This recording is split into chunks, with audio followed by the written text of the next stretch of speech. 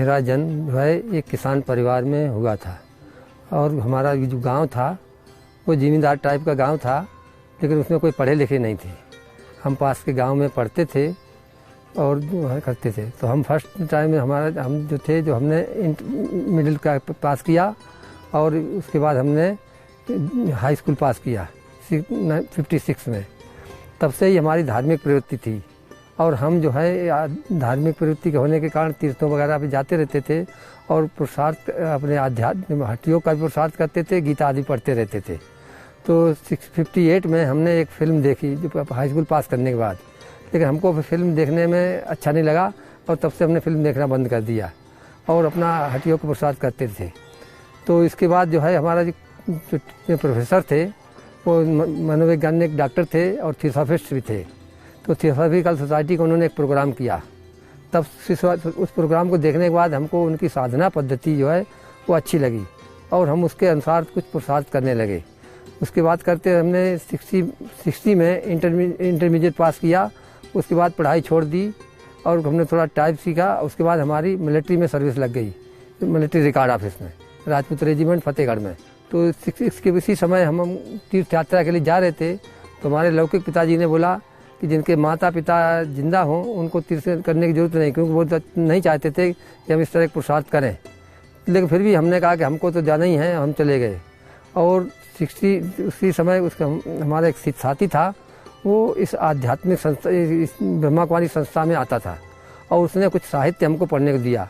उस समय हमारी जो रुचि जो थी थोड़ा वैराग्य की ज़्यादा बढ़ गई और हमने सोचा था कि अजमेर में इसमें पुष्कर में जो ये पतंजलि योग आश्रम है उसमें जाने का। तो उसने हमको बोला कि तुम ये साहित्य भी थोड़ा पढ़ो और संस्था में चल कर देखो, उसके बाद आपकी जैसी रुचि हो वैसा आप करने का है।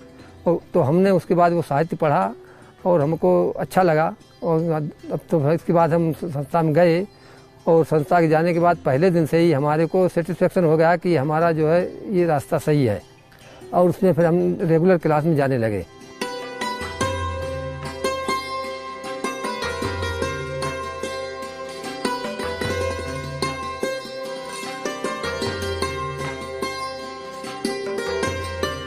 बचपन से ही धार्मिक प्रवृत्ति होने के कारण परमात्मा प्राप्ति के उद्देश्य से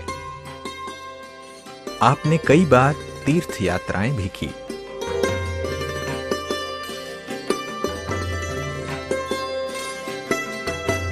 परमात्मा मिलन की तीव्र इच्छा को लेकर 1964 में आप ब्रह्मा कुमारी ईश्वरीय विश्वविद्यालय से परिचित हुए और आपको जल्द ही निश्चय हो गया कि यहां पर परमपिता परमात्मा शिव कलयुगी सृष्टि को बदलकर सतयुगी सृष्टि का निर्माण कर रहे हैं।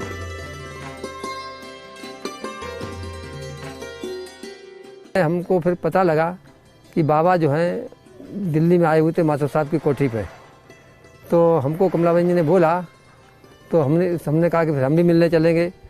तो उसके बाद हम फर्स्ट टाइम दिल्ली में मास्टर साहब की कोठी पर बाबा से मिले और बाबा से मिलने के बाद बाबा से कैसे गोद में जाते हैं वैसे भी बाबा भाई ने हमको बताया।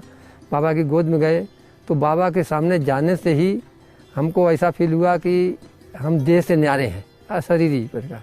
और बाबा की गोद में जाने के बाद हमको पता नहीं लगा कि हम कहाँ हैं। और फिर बाबा ने थोड़ा देर बाद पीठ थपथपाई हमारी और हमको कॉन्शियस जो जैसे बुद्धि में आया और बाबा ने हमको बोला कि बच्चे बाबा के घर आना।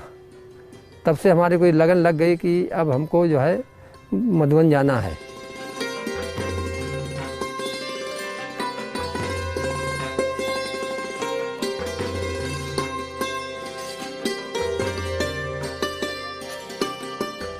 दिल्ली में पहली बार संस्था के संस्थापक और परमात्मा शिव के साकार माध्यम पिताश्री ब्रह्मा बाबा से मिलकर आपको अपने देह से न्यारा होकर आत्मभान में स्थित होने की अनुभूति हुई। 1965 में माउंट आबू आप पहली बार आए और आपको अनुभव हुआ कि परमात्मा हमारे अंदर की बात को बड़ी आसानी से समझकर उसी अनुसार हमें मार्गदर्शन देते हैं।